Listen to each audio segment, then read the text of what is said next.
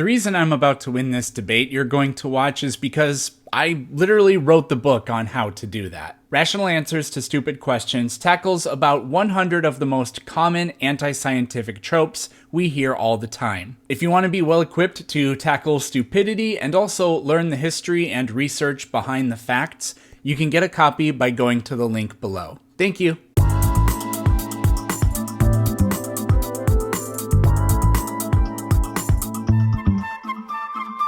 So everything that exists has an explanation of its existence, either necessary or contingent. Do you agree? Not exactly, but I mean, I get the sentiment. Okay, so the universe exists. Mm-hmm. The universe is not necessary, could have not existed, it's contingent. Do you agree? No. So what's your argument? You have the burden. Why is it that the universe could have not existed?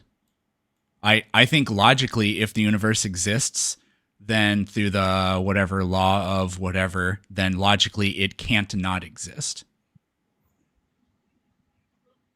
So you're not arguing. If it's then. true that the universe exists, it can't possibly be true that it doesn't exist. It's called philosophy. You're just not very good at it. Right. Well, I'm just making the point to you, and you can say to me whatever. But in any case, yeah. my But the universe point has is the that- property of existing. So by Sure. law of identity and non-contradiction, it cannot not exist. So there we go. Right, but It's if necessary. the universe exists, it must have an external cause or explanation. Nope. Yeah? No. So what's your argument for that? What I would say is, why is it that the universe has that property, but God doesn't have that property? Give me the logical explanation without specially pleading. I'm sorry, mate, you broke. Can you just repeat the question again, please? I did not hear what you said. If the universe has that property, why is it that God doesn't have that property? Explain to me without engaging in special pleading. What do you mean without... Holy fucking shit, dude. Well, I don't know what you... Are your ears like purely decorative or what? Because I said it twice. Okay, so basically everything that begins, exists, or is contingent has an explanation, yeah? So God is not contingent, but it's necessary. His Yeah, explain non-existence why is that impossible is in without it's impossible engaging in principle. special pleading. But I'm just telling you. So his non-existent is impossible in principle. The universe's non-existence is impossible in principle. No, God is not contingent. The universe But is not necessary. contingent. Yeah, but necessary. Yeah, the universe is necessary. I'm talking about God, not the universe. I know, said God, but God is not contingent. yeah, I know that's what you think. I'll just say the universe has that same property. There. Sure. Are you a young Earth creationist? I honestly don't even fully know what Earth creationist, like all the definitions are gonna mean, like young Earth or whatever. Well, young Earth creationists think the entire universe is like 6,000 years old. Oh no, I don't know. I don't know, honestly. Do you have an opinion? Well, if I had to have an opinion on based on what I've seen, I would say it probably doesn't make sense. So you think so do you think Earth is billions of years old? Yeah. Do you think evolution happens? I'm mixed on that. I've seen contradicting things, but I'd say I probably lean towards evolution. Okay, well, I don't know how much we disagree. You're a Christian, I take it? Well, not necessarily a Christian, right? The reason I came up, because I just wanted to ask you, is the uncaused cause is the thing that is always going to make me believe in creationism. Like somebody created the universe because the uncaused cause. So what's your take on what's the cause of the universe if it's not created? I don't know if the universe even has a cause. So maybe it's just the wrong question to ask. And I also don't see why it's any more valid to arbitrarily terminate at God, which is uncaused, versus the universe. Now, Now, just like logically, right? well, I don't think it is very logical because by definition it's special pleading. And something I ran this by a real physicist. This was an idea I originally had, and he said, "Oh, that's actually a really good way of putting it." So I've never been more proud. But the I don't think this isn't the thing I told him or said to him. I'll tell you what it is in a little bit here, but to just go at this from a different angle. I think that these, arguments from motion and uncaused cause and whatever, I don't think they're stupid or illogical or anything like that.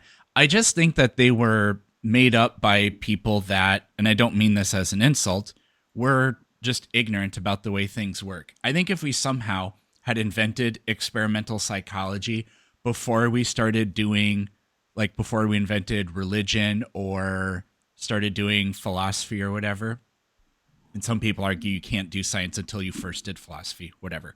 I think if we had done that the other way around, people wouldn't have come up with uncaused cause explanations, for example, right?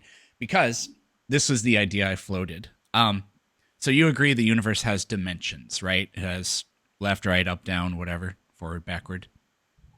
Yeah, but I mean, I'm saying yes, knowing that I like in my brain, I don't know anything. Like I truly can only like make guesses. But yeah, in my brain, yeah, it makes sense that time and space works in directions. I'm not getting to time exactly yet, but like our universe has dimensions, but it doesn't make any sense to say, oh, that means the universe came from over there.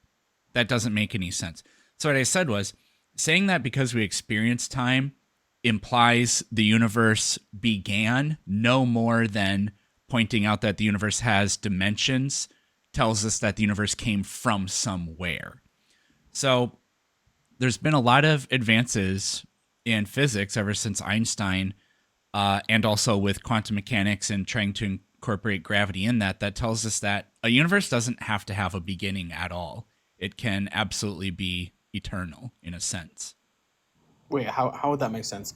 Doesn't everything have to have a starting point? So there's, if you want to get, and I'm not the person to educate about you about this like very to a high degree. I don't have any, but there's this idea called the block universe that just says all moments of time are equally real. I don't have a block in front of me, but I have this coaster, right? Now this coaster is finite. You would agree, right? Yeah. But that being said, does it make any sense to say that this coaster begins somewhere? Like, does it actually make any sense to say it begins here? No. But what I would say is No, right? just because we don't know where it started, right? There it does have to like it would depend on where you like you could pick a spot and say Well, it starts here.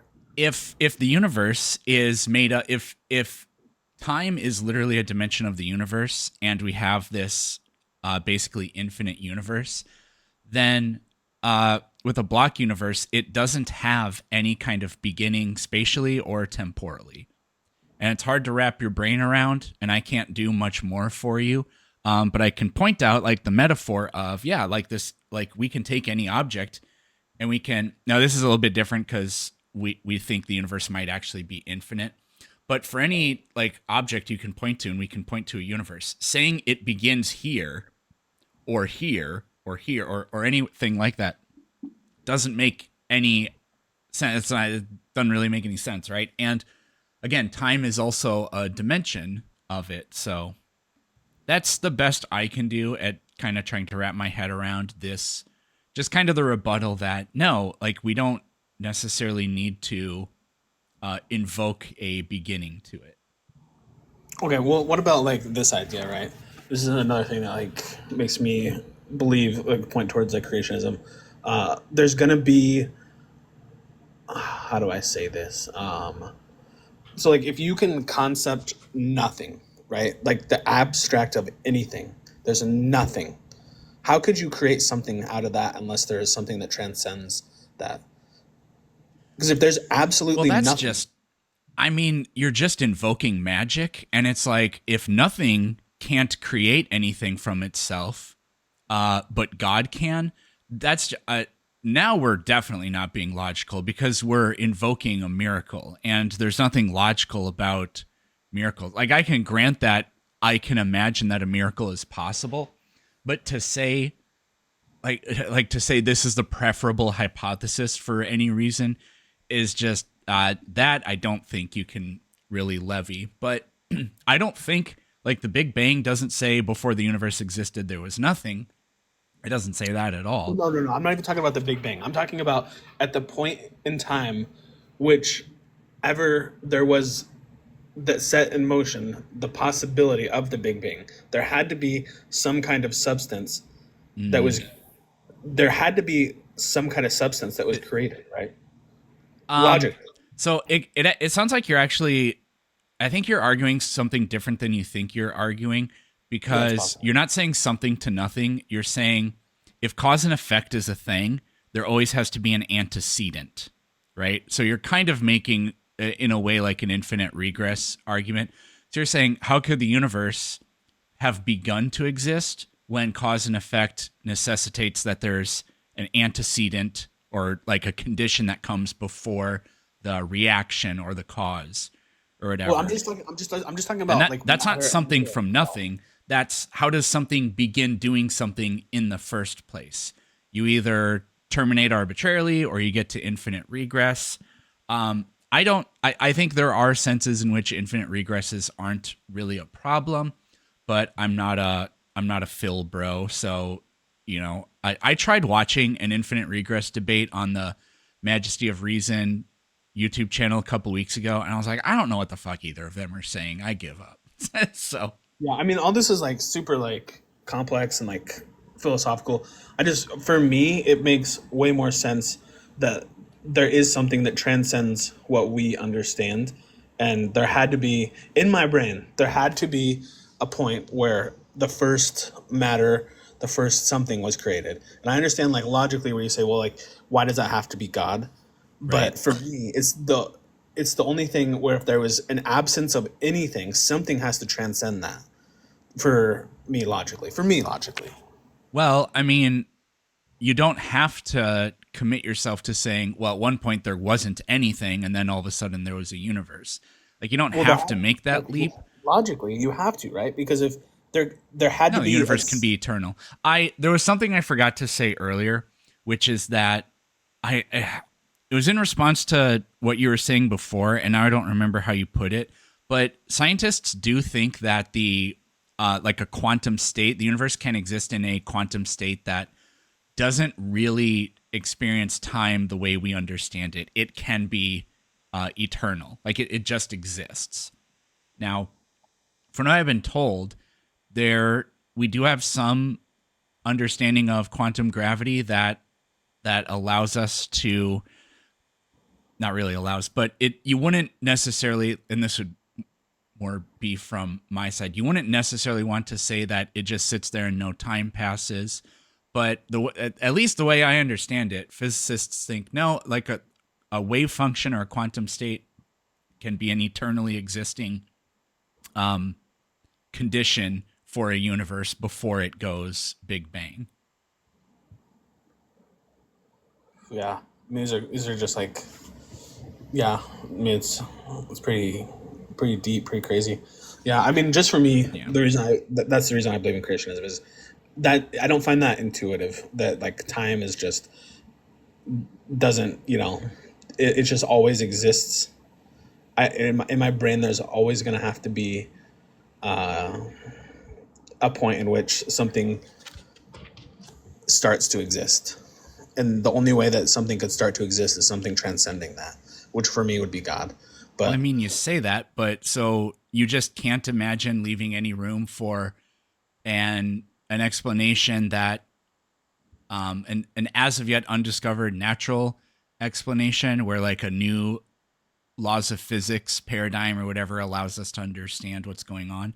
Like Newton, like he figured out gravity and motion and all these things, but he famously said, I have no idea why this is the case. And there were really serious disagreements about universal gravitation at the time, because people were like, but you haven't posited any sort of cause. You've just written that this is how it happens. Like, what could be reaching across this empty space or whatever to cause the Earth to go around the sun? And Newton said, quote, IDFK fam, unquote. But then later, we through relativity, we did figure that out. For sure. Yeah. I mean, I wouldn't even say like, I'm like a Christian. I'm not like any like dedicated religious person. Just logically for me, it makes sense as a creator. But